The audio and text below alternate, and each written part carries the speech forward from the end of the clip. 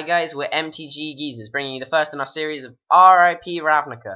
We're looking over some of the best cards that came out. I don't want to do this anymore, this is really hard. Kirsty, you do it. Alright guys, so we're looking over the top 10 cards of Ravinica. Sorry about that, that was Finn, he's new to MTGeezers. And we are just going to be going over these thoughts of our top 10. First, it's honorable mentions. Please note all of this is just our views and is very biased. So we're going to start off with Nightveil Spectre. For 3 mana, you're getting 3 devotion to blue or black. He's a solid 2/3 body. He lets you steal from your opponent. What is not to like about him? Next, we've got Blood Baron of Scoper, a 4/4 body. He gets +6/+6 flying and has pro white and black. Just a total finisher for pretty much every deck. Bomb, love him, what's not to like? Underworld Connections, for just tapping it and paying 1 life, you can draw a card. This was great card advantage every turn, guys. I really like this card. I ran 4 of them in my mono black devotion. Next, we got Mysian Waters, another board wipe. Not quite as good as Supreme Verdict, but it was an answer for red decks, and it was very powerful. And finally, we have Azorius Charm, a very versatile card that let creatures you control gain lifelink, or you can draw a card or put a creature on top of its owner's library for only 2 mana at instant speed. Sorry. So now we're going to move on to the top 10, guys. So at number 10, this is a card a lot of you will probably be thinking to see in the top 10, and that is Desecration Demon. For 4 mana, you're getting a 6/6 with flying. Just a small downside, an opponent may sacrifice a creature to tap him, but if they do, he gets a 1/1 and they're a creature down. He practically acts as a removal spell, and he is so overpowered. I love him, he's amazing in sealed, standard, everything. He might even see play in modern. Here at number 9, we have a card that definitely sees players in modern, and that's Abrupt Decay. It can't be countered, and it's a great way to deal with Tarmogoyf. It lets you destroy any permanent with converted mana cost 3 or less, and it's instant speed. So, a pretty solid card. I really like it. Moving on now to number 8. This is a card a lot of you might have thought to see a bit higher, but we're putting it here in number 8, and that's Detention Sphere. They have recently released Banishing Light. However, we loved Detention Sphere at the time, because it could deal with pack-rat swarms and loads of creatures with the same name and planeswalkers and all sorts of stuff like that. It was a really great card and we really liked him, and we're going to miss it. Now at number 7, we've got Aetherling.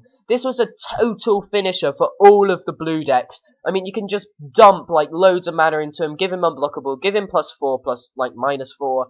Here comes an 8/1 Unblockable. He can dodge removal. He's absolutely insane. I think it will see play in modern, and he's great. Moving on to number 6, an all-star in Craig Wesco's deck, we have Voice of Resurgence. So this dude was a 2/2 for 2 that whenever it died or an opponent cast a spell on your turn, like a removal spell, you'd get a creature with parent toughness equal to the number of creatures you control. Absolute bomb, especially against removal spells such as Supreme Verdict. Really, really liked it. Number 5, we have the much-anticipated Jace Architect of Thought. So this guy gave all the creatures your opponents control -1/-0 until end of turn, meaning a lot of aggro decks suffered to attack you for a lot of damage. And he gave you so much card advantage with his -2. He was absolutely bonkers and saw a lot of play. So now moving on to number 4, this card was just banned because it was too good, and that's Deathrite Shaman. It's even been banned in Modern because it was so overpowered, but at the time of release, people didn't even recognise how powerful it was. Looking back though, yeah, I'm not surprised it's banned. It just screws over pretty much every graveyard strategy ever. Moving on to number 3, you guys might not have thought to see it in here, but we love it, and that's Boris Reeker.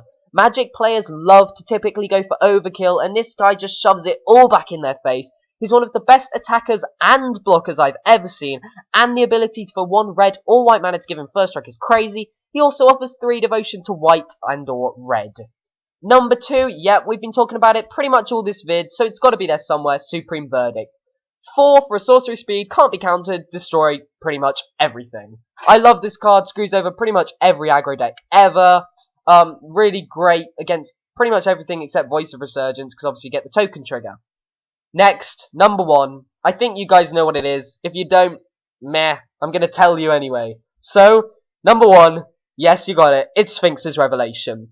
Gaining X life, drawing X cards for X and 3 mana is absolutely bonkers. I've seen people play this card for like 11 mana. They go and draw like 8 cards and gain 8 life, and they're back in the game with an opening hand. It's absolutely bonkers. I don't know what to say about it, so I'm just going to finish there. If you are new to the channel, please take this moment to subscribe, even though I've got a horrid cold at the moment because I live in the UK and it sucks. Please follow us on Facebook and Twitter. This has been MTGeezers. Thank you very much and goodbye.